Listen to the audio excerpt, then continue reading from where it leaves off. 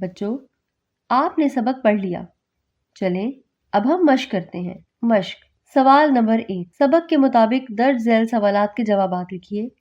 الف، خدا تک پہنچنے کا راستہ کون سا ہے؟ حضور پاک صلی اللہ علیہ وآلہ وسلم کا بتایا ہوا راستہ ہی خدا تک پہنچنے کا راستہ ہے۔ ب، حقیقت کی صورت سے کیا مراد ہے؟ حقیقت کی صورت سے مراد دین اسلام ہے، یعنی اسلام کا وہ راستہ جو ہمیں اللہ تک پہنچاتا ہے یا ہمیں حقیقت کی صورت دکھاتا ہے۔ جیم، غریبوں اور یتیموں کے والی ہونے سے کیا مراد ہے؟ اس کا مطلب یہ ہے کہ حضور پاک صلی اللہ علیہ وآلہ وسلم ایسے تمام لوگوں کا سہارا تھے جن کا دنیا میں کوئی سہارا نہ تھا، یعنی جو لوگ غریب تھے یا یتیم تھے، ان سب کا سہارا ہمارے پیارے نبی اکرم صلی اللہ علیہ وآلہ وسلم تھے۔ دال، آخری شعر میں شاعر نے کس بات کی آرزو کی ہے؟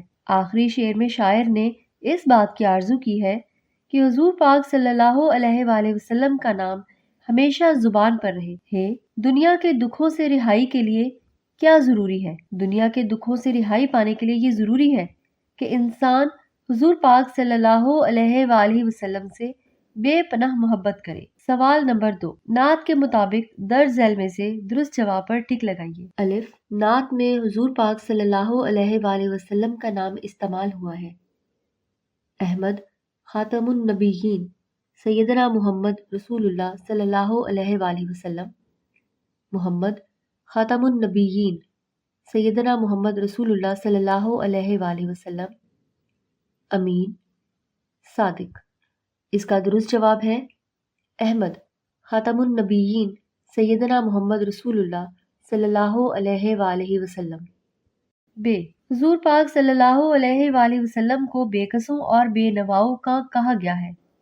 والی، مولا، آسرا، سہارا۔ اس کا درست جواب ہے والی۔ جیم، حضور پاک صلی اللہ علیہ وآلہ وسلم کو غریبوں اور یتیموں کا قرار دیا گیا ہے؟ والی، مولا، آسرا، آقا۔ اس کا درست جواب ہے آسرا۔ دال، ہوئے ہیں جو ان کی محبت کے قیدی، شیدا، قائل، بھیدی۔ اس کا درست جواب ہے قیدی۔ دال، آخری شعر مدعا قرار دیا گیا ہے؟ حضور پاک صلی اللہ علیہ وآلہ وسلم کو، مال و دولت کو، لوگوں کو، اپنے قبیلے کو۔